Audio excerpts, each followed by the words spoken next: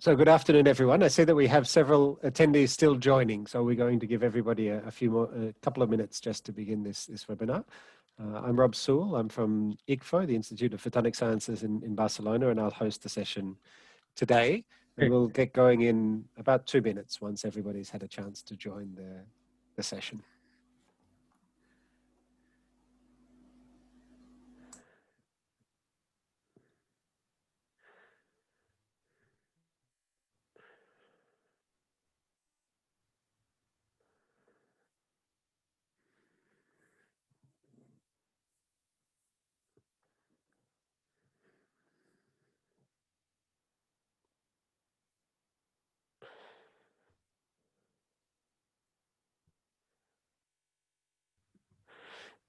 Okay, so we shall start today's session. So thank you everybody for joining us. This is the opening session of an online workshop on quantum clocks, on advanced techniques for improving the world's best clocks. We have the pleasure today of having 2 tutorials, and our first tutorial is from Professor Luca Pezzè. Luca Pezzè is from the National Institute of Optics in Italy. And from the European Laboratory for Nonlinear Spectroscopy in Italy. And he has a very long history of working on topics in quantum metrology, on how to improve sensors of various different types using the most advanced techniques from quantum optics and quantum mechanics. And today he's going to tell us a little bit about how to use these techniques to improve next generation quantum clocks. The title of his talk is ultra-stable optical oscillators from quantum coherent and entangled systems. And he'll give us a tutorial for around about 40 minutes, followed by some question and answers from the floor. And then at 3 o'clock, we'll have a second tutorial on spin squeezing in atomic clocks. If anyone would like to ask a question during the seminar, then please raise your hand or write to me in the Q&A on the chat in Zoom. And I'll attempt to give you the floor to be able to ask a question to Luca directly. I have with me on the screen here Stefan Schäfer and Filippo Levi, who are my co-organizers of this event. This event is representing 3 different European projects, which you can see listed on the slides, the slide that you can see on the screen. And so it's presenting some of the work of a large consortium of European researchers working on how to improve atomic clocks and generate the next generation of ultra-precise quantum clocks. So with that, I'd like to give Luca the floor to give his tutorial. If I could ask everybody to please keep your microphones off. And as I say, if you have a question during the talk, please raise your hand or write in the Q&A or the chat, and I'll attempt to give you the floor. Luca, the floor is yours. Do you see the screen, right? Yes, okay, very good.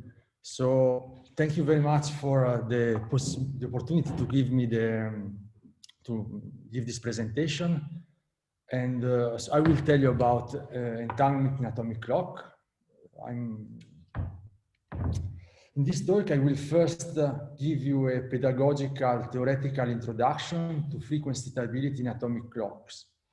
I will introduce the basic scheme first and the figure of merit, which is the Allan variance. I will then tell you about the notion of useful entanglement in atomic clock. I will give you the condition for a state to be, an entanglement state to be useful in a clock. And finally, we'll focus my presentation on the use of a spin squeeze state. And in particular, I will present a recent work about the strategies for the optimal use of spin squeeze state in an atomic clock. I want to clarify from the very beginning of my presentation that I will assume that the leading source of noise in the clock is the local oscillator dephasing. And I will neglect atomic decoherence and dead times. Okay, which are important sources of noise, but I will focus my talk on the local oscillator phase. Okay, so the basic problem of the clock is that we have a local oscillator that is a laser with some time-dependent frequency.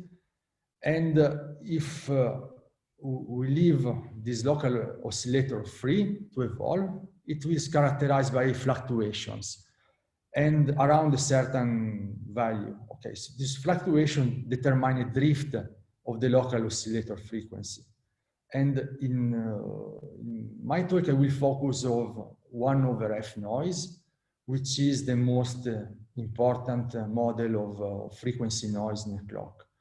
And this noise is unavoidable, I would say, is related to how the laser is built, really about fluctuations or vibration of the cavity and so on. And these drifts goes linearly with time with some constant, which I indicate with gamma. So the goal of the clock is to stabilize the frequency around the zero value.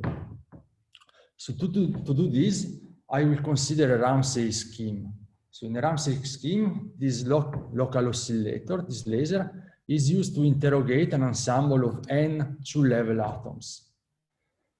And I can represent this ensemble of n-level atoms as a spin.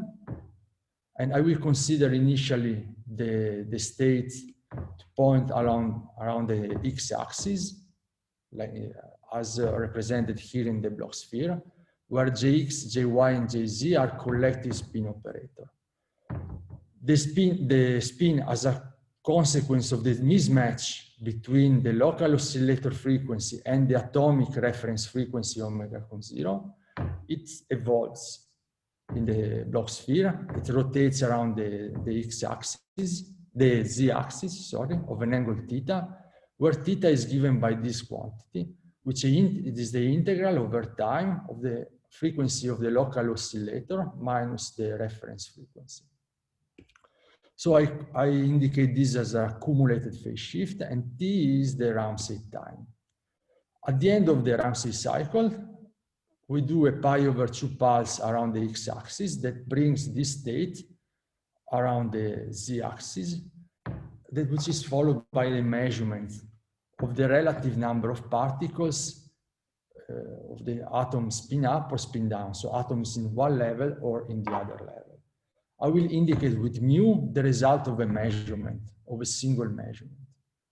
From the result of a measurement, we have an estimator, so a function that, given the measurement result, returns a value of the phase shift theta.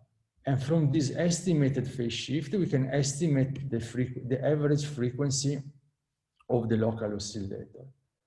And then we correct by, in this way, so we subtract to the local oscillator frequency the estimated value and so on. And this provides a stable frequency reference that stabilizes the local oscillator. So the situation is shown here. So we have fluctuations of the local oscillator that I told you. And then after a certain Ramsey time, we estimate the average value, we correct, and so on. Okay. So the goal is to stabilize this oscillation around a zero average. So we quantify the figure of merit to quantify how good is the clock is the stability, which is quantified by the fluctuation of this average value, where yn is this quantity. So the difference between the true value of the phase shift minus the estimated one. So the figure of merit is the Allan variance, which is the fluctuations of this quantity. And in particular is the difference between this quantity y calculated at Ramsey cycle n+1 minus the same quantity at Ramsey cycle n. The Allan variance is used almost ubiquitously in atomic clocks and is used to get rid of a constant bias, essentially. We take this difference. In the following, I will manipulate this equation for this general expression for the Allan variance to reach a form that can be further used to do some theoretical consideration. So first of all, it's possible to see that even if we have correlated noise in the local oscillator, typically we can neglect correlations. Okay, so this cross product is much smaller than the square. Furthermore, if we now we can plug in this definition of this quantity y, and they get that the Allan variance right in this way, where tau is the total interrogation time. So it's the sum of the difference between true value and the estimated y. And now if n and c, which is the number of Ramsey cycle, is very large, we can express the Allan variance in a form of a statistical average of this quantity over random values of the phase at each Ramsey cycle, minus the estimated one, which depends also on the random measurement result mu. Okay, we can express this statistical average in this form. So as an integral over all possible values of the phase, a sum over all possible measurement result, weighted by this joint probability distribution of random theta and random mu. In turn, using the basic property that the joint probability is equal to the conditional probability of observing a certain measurement result mu given theta times the probability of observing having a certain phase value theta, we can express the Allan variance in this way. The last step is to assume that we have an unbiased estimation. So the estimator is a function, theta s, of the random measurement result. So is itself a random variable. And we assume that in average, this random variable, this estimator, gives the true value of the phase shift theta. So we can replace theta here by the average value of the estimator. And now we recognize that this quantity is the statistical average of the estimator. So the estimator variance, which is an important quantity in the theory of statistical estimation. So the final expression that we get is this. This connects the Allan variance to an integral over the phase with some probability distribution P of theta of the estimator variance. And this is an important relation that I will use in the next of my talk to make some theoretical consideration. I want to point out that this quantity keeps two characteristic features of the clock. Namely, the estimator variance is the phase uncertainty for a single measurement. So in a clock, we do a measurement, an estimation, a correction, and so on. So every time we estimate the phase is done with a single measurement. And this is expressed by this estimator variance. The second feature is that delta theta is integrated over the phase distribution P of theta. Okay. And P of theta is a characteristic distribution of the noise of the local oscillator. As I told you, this the estimator variance is related to important theorem of statistics. And one of the most important theorem is the Cramer-Rao bound for the estimator variance, which under quite general condition tells me that the estimator variance is always larger or equal than 1 over a quantity f, which is called the Fisher information. And the Fisher information depends only on this conditional probability distribution.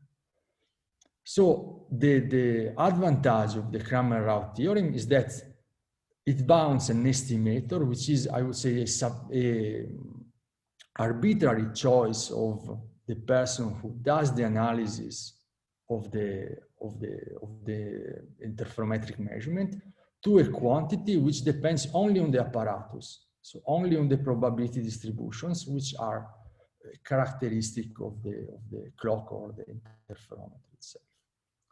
So if we now plug this Cramer-Rao inequality into the expression for the Allan variance that we have derived, we obtain a Cramer-Rao bound for the Allan variance, which is nothing else than the integral of 1 over the Fisher informations times the distribution of the phase. I will then use this inequality to make some consideration about the entanglement in a clock. First of all, if you have an ensemble of 2 level atoms in a separable state, that means in a product state or a convex combination of product state, where rho 1, rho n are the single qubit or single atom density matrix or state. So if we have a classical state, essentially given by product state, without quantum correlation, then the Fisher information is always smaller or equal than n, the number of qubits or atoms. So using the expression, the inequality we have just derived, you obtain that the Allan variance for a classical state without quantum correlation is always larger or equal than 1 over n. And this quantity is bound. It's called the standard quantum limit for the Allan variance, which was derived already in '92 by Weinel and the collaborators, and gives the maximum Allan variance in absence of any entanglement. I want now to show that this bound or these quantities can be actually saturated by the so-called coherent spin state. So coherent spin state are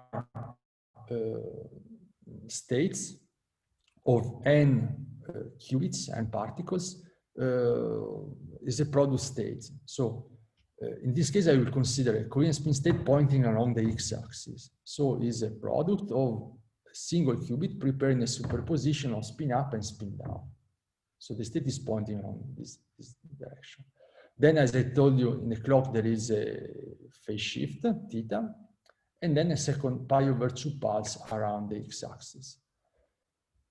So at the end, the estimator is shown in this way. So we know that there is a relation between the mean value of the J0 operator, so the relative number of particle operator, and theta. It's just a sinusoidal, simple sinusoidal relation. So inverting this equation, we obtain an estimator of theta given the measurement result mu. So given the measurement result mu, corresponding estimator in this way, invert this equation. And to this uncertainty in the estimation given by the shaded region, there corresponds an uncertainty in the estimation of theta. Actually, we can calculate the estimator variance, taking the sum, calculating this average. And it turns out, and this is given here by these, in this figure, by these black dots. So you see that essentially they are flat for almost all values of theta, except close to the boundary. And this estimator variance can be well approximated by an expression that we can obtain by error propagation. So it's the variance of the output measurement divided by the derivative. And essentially is shown by this relation. So the variance in the output measurement is mirrored to the transforming in a variance of delta theta via this the local derivative. And if you now express this average value of the spin variance as a function of the spin moments of the initial state, you obtain that the sensitivity goes like 1 over n, where n is the number of particles in the state, and is given by this straight line. So this is the standard quantum limit. I want to point out that here is noiseless case. There is no noise. All the uncertainty comes from statistical estimation. We can now do simulation in presence of correlated 1 over f noise. And here I show the inverse of the Allan variance as a function of time. And you see that the points, which are numerical simulation of the Allan variance, follow this dotted line, which is this standard quantum limit. Up to the point here, where there is this bending, and this bending is to do the fringe op. So there is an ambiguity in the estimation of theta when theta is of the around pi over 2. So you never know if you ask the true value is the red or the blue circles given a certain measurement result.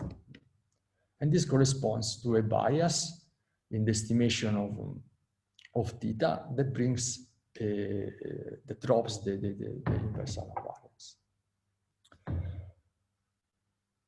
Okay, so I told you so far about the entanglement bound given by an ensemble of separable states, so this standard quantum limit, but using the Fisher information, we can find many other bounds depending on the k-partite properties of the state. So I will not enter in details about the definition of k-partite entanglement, but I show just this cartoon. So this is a cartoon of 6 particles, and these 3 are entangled. These other are not correlated with the other, okay? And this state is a 3-partite entangled state because it contains 3 particles which are entangled.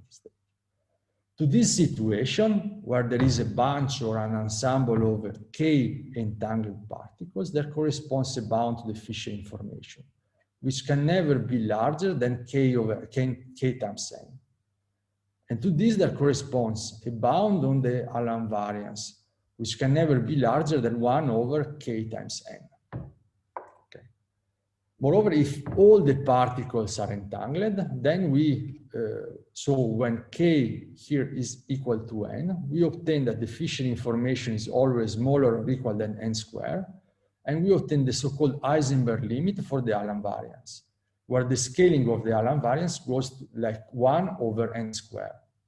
So if you see that going from the maximum Allan variance of the in absence of entanglement to the maximum Allan variance in presence of entanglement, we gain a factor n.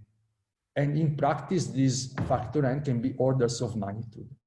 So this is why this using entangled state in a clock can be very interesting. Actually, in this, the possibility to increase the sensitivity by entanglement has been a very active area of research in the last 10, 20 years. And in this figure taken from this review, I plot a summary of the experimental result obtained so far with ions, which are the black symbols, with Bose-Einstein condensate, the red, and cold thermal atoms in blue. So I'm showing in particular the estimator variance normalized to the standard quantum limit. Okay, so these are not Allan variance. This is the gain in sensitivity in specific values of the phase, optimal values of the phase shift, as a function of the number of particles here. So there is a vivid activity, and actually want to point out that most of the results, experimental results, have been obtained for a specific class of state, which are the spin-squeezed states. Essentially, almost all the experimental results have been obtained with spin-squeezed state, except with a few trapped ions. So in the following, I will tell you about the possibility to use spin-squeezed state in an atomic clock. So what are a spin-squeezed state? So a spin-squeezed state is a state which has the distribution of the collective spin, which is squeezed along a certain direction and anti-squeezed along the orthogonal direction, still keeping a good coherence. So essentially living in the sphere, in the block sphere. So we should, in particular, distinguish here the estimation of small phases and the large phases with spin squeeze state. So here, let's consider first the estimation of small phases. Then you will understand what I mean for small. So small phases means that I shift just a little bit. So the accumulated phases is small. So it's around 0. So I prepare the state, accumulate this small phase shift, and then apply pi over 2 pulse. And you see that the uncertainty in the measurement result now is very small. And using the same estimator as before, this small uncertainty in the measurement result corresponds to a small uncertainty in the phase, which can be below the standard quantum limit. However, if you accumulate a large phase, okay, a large phase, and then you apply pi over 2 pulse, then the uncertainty in the measurement result is quite large. This is due to the bending of the state in the Bloch sphere. So the squeezing is also associated to a bending of the state. And when you rotate, this bending corresponds to a large uncertainty in the measurement result. So if you now consider what happens to the sensitivity, you see that the uncertainty in the estimator can be worse than the standard quantum limit. So spin squeeze states are very good to estimate small phases. You can reach below the standard quantum limit, but are bad for estimating large phases. And this is represented in this figure where I plot the estimator variance given by the dots as a function of the phase shift. And here I consider 2 different values of the squeezing where these results are obtained for a much larger squeezing than this one. So if you now approximate the estimator variance by an error propagation, you see that this is given by the sum of 2 terms. The first term is the so-called Wiener spin squeezing parameter, which I indicate as S squared over n. The parameter already introduced by Wiener to quantify the sensitivity of the spin squeeze state, actually the optimal sensitivity of the state. So this quantity gives the sensitivity, the estimator variance at the optimal working point, which is 0. However, there are another term here, the second term, that depends on delta Jz, and delta Jx actually is really the bending of the state in the Bloch sphere. So this term, which multiplies the tangent square of theta, is responsible for the phase dependence of this sensitivity. Okay, the lines here, red and blue, are result of this error propagation, are this equation essentially. Now, if you consider what happens to the Allan variance, which is the integral of this estimator variance multiply a phase distribution, you see that there is a competition between this term and this term. So of course, squeezing is good to decrease this term, and this is given by this S squared over n. But at the same time, too much squeezing is bad because of this bending of the state. And this is given by this 1 over S to the 4th term. So this competition between essentially squeezing and bending is important for what regards the Allan variance and the application atomic clock. And there is an optimal value of the squeezing, which is given by this quantity here, that depends on the noise parameter of the clock, this gamma that I introduced in the first slide, times n to the power 1/6. If we now plug this value of this optimal squeezing into this expression for the Allan variance, you obtain that the Allan variance of spin squeeze state scales as 1 over n to the power 4/3. And these are a result of a simulation in presence of 1 over f noise. So the diamonds are result of simulation, numerical simulation, and the dashed line is exactly this expression. So in conclusion, to conclude this part, we see that spin squeeze states are useful in a clock, but you cannot reach the Heisenberg limit. You can reach 1 over n to the power 4/3, okay, which is not 1 over n squared, which would be the Heisenberg limit. And there is an optimal value of the squeezing. So squeezing a lot, in principle, is not optimal for the clock. There are optimal values of the squeezing depending on the local oscillator noise. So the question I want to address in the last part of my talk is whether it is possible to reach the Heisenberg limit of Allan variance. And this is an important question, at least for a theoretical point of view. And that was highly stimulated by this paper by Luca and collaborators, where they reported this result. And there are different solutions to this problem that has been proposed in the literature the last years. So first of all, the use of non-destructive measurement. It's possible to see that using non-destructive measurement, either during phase accumulation or during the readout, you can reach the Heisenberg limit. Other authors are consider the use of GHZ states, which are maximally entangled states, so equals to superposition of n spin pointing up and n spin pointing down. And also in this case, you can reach the Heisenberg limit. However, these states are notoriously fragile to losses in the coherence. And what I will discuss in the last part of my talk is a new proposal that we put forward in this recent manuscript about a hybrid classical quantum clock that can indeed reach the Heisenberg limit using coherent and spin squeeze state.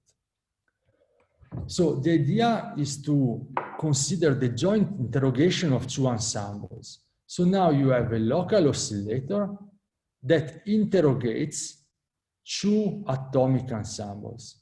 So a laser that is split and sent to atomic clock 1 that uses a coherent spin state, and an atomic clock 2 using a spin squeeze state. So the interrogation time, the Ramsey time, is the same in both ensembles. So the accumulated phase shift is the same. So they rotate, this state rotate by the same quantity. Next, we do a first measurement on the coherent spin state after this evolution of Ramsey time. And the coherent spin state gives us a rough estimate of the phase with uncertainties, as I told you, 1 over square root of n. And next, we apply the phase feedback that, given the result of the estimation, rotates the spin squeeze state back toward the equator. So back to, so rotates, brings the spin squeeze state toward its optimal sensitivity point, where the spin squeeze state, as I told you, is most useful. Then we combine the result of the two measurements, two estimation, and estimate the frequency of the local oscillator, correct, and so on.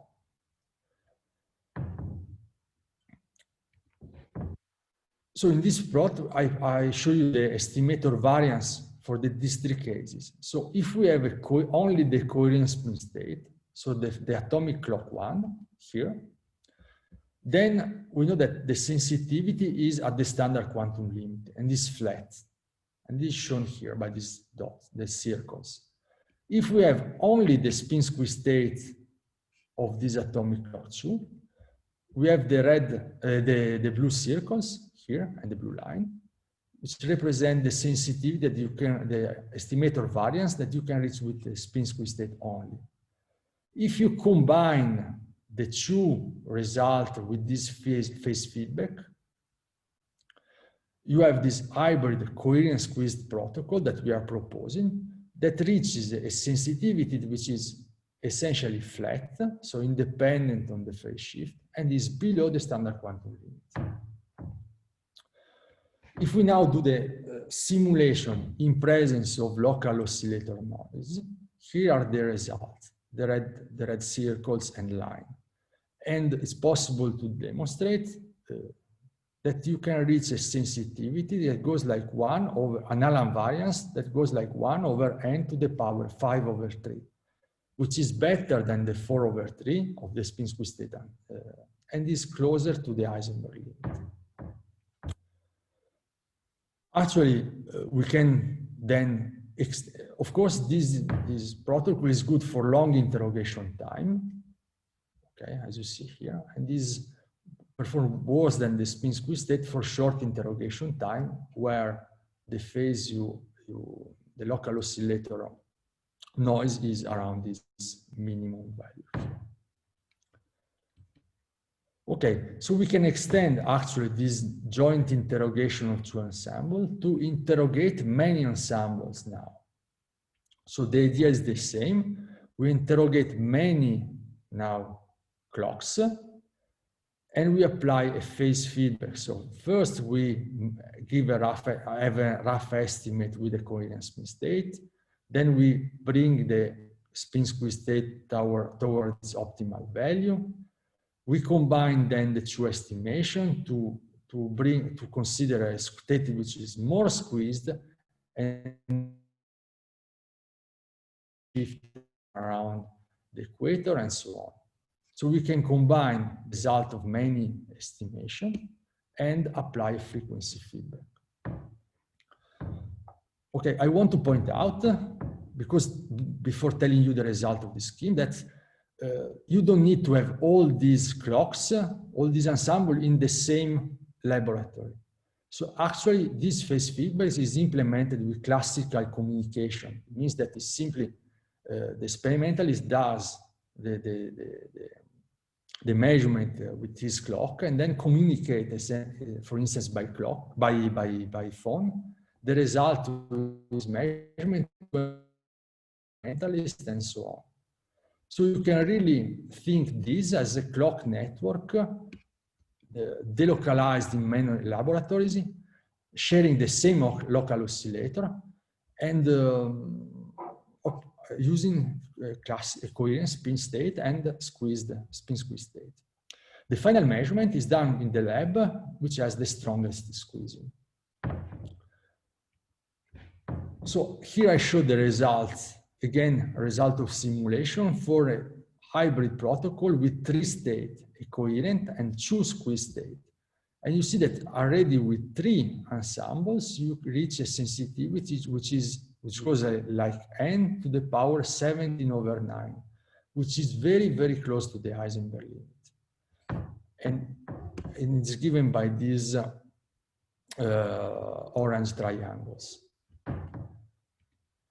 If you now consider the general expression as a function of the number of ensembles given here, and here I plot the inverse Allan variance, the scaling of the inverse Allan variance as a function of n. So for a single squeeze state, you reach n to the power 4/3. For 2 ensemble, 5 over 3, which is what I discussed, then 17 over 9, and so on. And with 4 ensemble, you can reach a 53 over 27, and so on. This power scaling is exactly given by this, is confirmed by simulation in presence of noise. And here the Allan variance is calculated at the optimal Ramsey time. So if you have a large number of ensembles, you can reach asymptotically a scaling that goes like 1 over n. So you can reach, so an inverse Allan variance goes like n squared. So you can reach the Heisenberg limit at the end. So with this, I would like to conclude my talk. First of all, I would like to mention that this work has been done in collaboration with Augusto Smerzi at our institute. I would mention the funding, which is 1 Tera project and the Ampere project USOQS. And to summarize, the first part of my talk, I told you about the link between Allan variance and estimator variance, which is a nice analytical expression that links the clock word to the statistical estimation work. And this is the basic for the theoretical consideration done in my talk. I told you about useful entanglement atomic clock, and in particular the requirement that the entanglements that not only are good in a certain point, but they should provide a sensitivity, estimation sensitivity, which is independent or weakly dependent on the phase shift, to be very useful. And at the end, I discussed the joint interrogation of multiple clock using spin squeeze state, and I show you that you can reach for a certain number of ensembles, you can reach sensitivity very close to the Heisenberg limit. And with this, I would like to thank you for your attention. Thank you very much. Thank you very much, Luca, for that insightful tutorial into how to use entanglement and spin squeezing to improve atomic clocks. I'm going to open the session to questions immediately from the floor. If anyone would like to ask a question directly to Luca, please raise your hand and I'll give you the microphone so that you can ask it yourself. Or if you prefer, type your question into the chat or the Q&A, and I should pass the question directly on to Luca. I also invite my fellow hosts here to ask a question if they wish to. I see that we do have one question from the floor. Jiri Minar, I shall allow you to talk. If you could unmute your microphone, you may ask your question directly to Luca. Okay, thank you. Thanks for the nice talk. I have a question. There have been some things in the literature mentioning super Heisenberg scaling by Morgan Mitchell and so on due to interactions between particles. Can you please comment on this? Is something similar doable with clocks? Thank you. Yeah. Yes, tell the truth, we didn't analyze this case. Okay, the super Heisenberg scaling is related to the correlation between, so instead of having a rotation in the clock,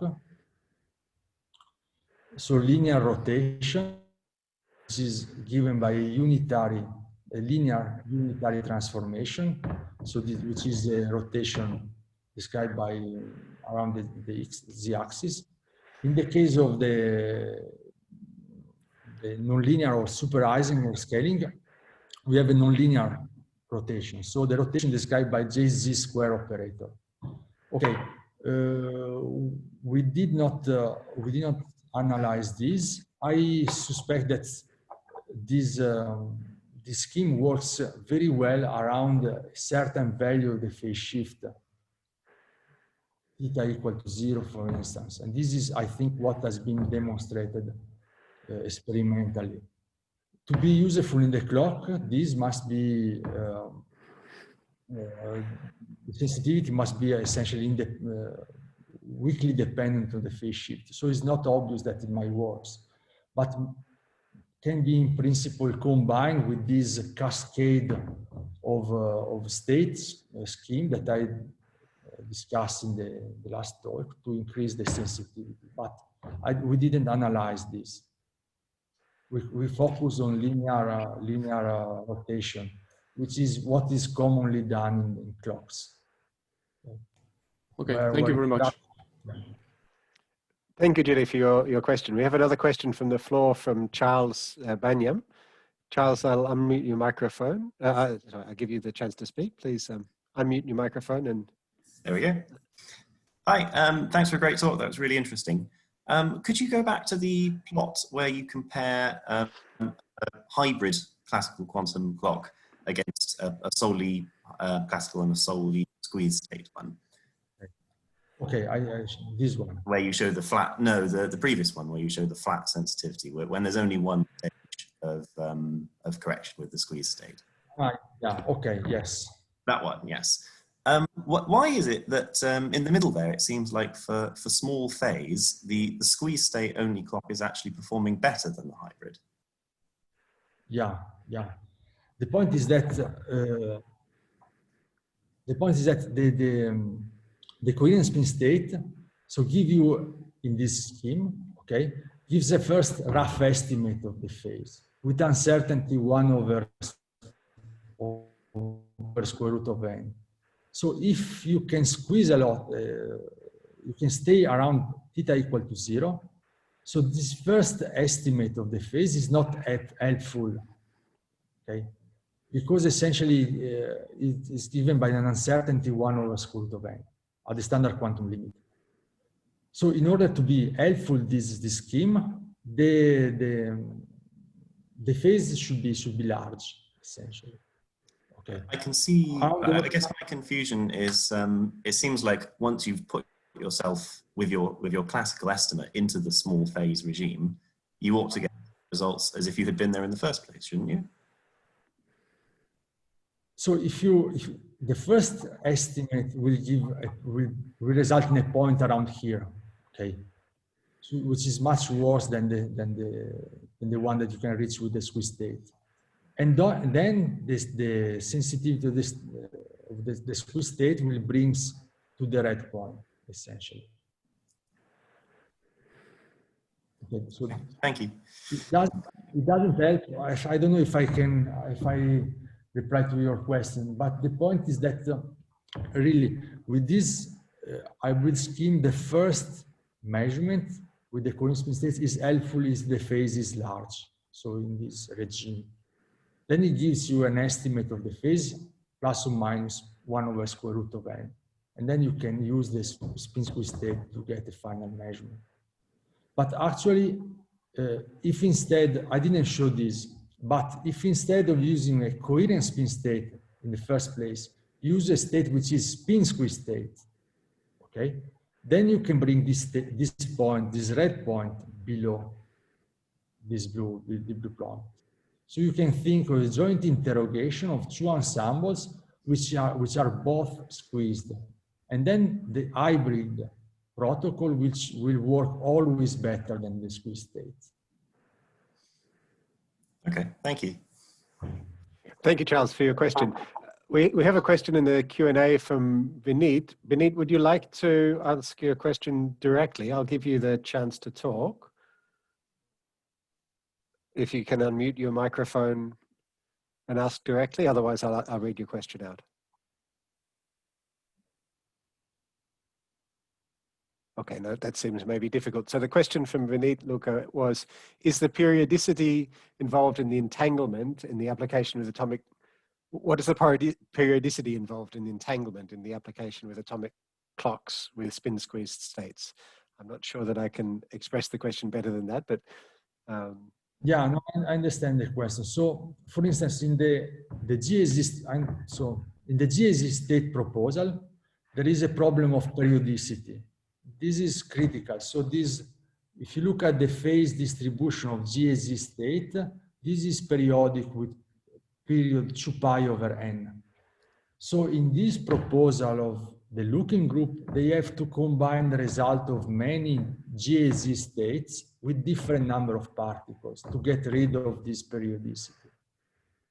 In the case of the spin squeeze state, there is no this problem of the periodicity because the estimator essentially is monotonous between pi over 2 and minus pi over 2. So there is no this pi over n or 2 pi over n problem of periodicity.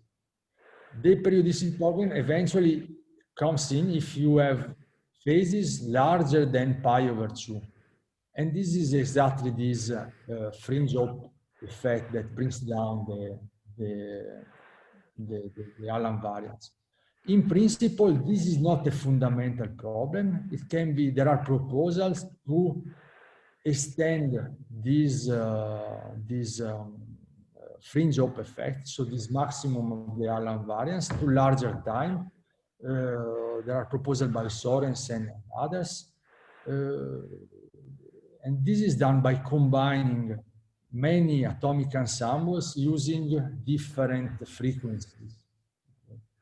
So in principle, you can extend this. So I would say that there is no problem of periodicity with spin squeeze states. We do have time for one more question from the floor. If anyone would like to ask a question, please do raise your hand. And if there's no more questions, what we will do in a minute is take a short break. The next session will start in 10 minutes and will be a talk from Daniel Benedicto from ICFO on using spin-squeezed states in atomic clocks, both from a theoretical and an experimental point of view. I shall, in the chat of the Zoom webinar now, put up the link to that next talk. You should also have received this via email. There was a PDF with the link of each of the talks that came around via email to all of the participants. I don't see any further questions from the attendees. So with that, I shall close the session now. Luca, thank you very much for your presentation and for the answers to the questions. Thank you to everyone for attending. And we will come back in about 8 minutes time at 3 o'clock for the next tutorial of the session. Thank you everyone for your attendance, and I'll see you in 10 minutes. Thank you very much to everybody. Thank you.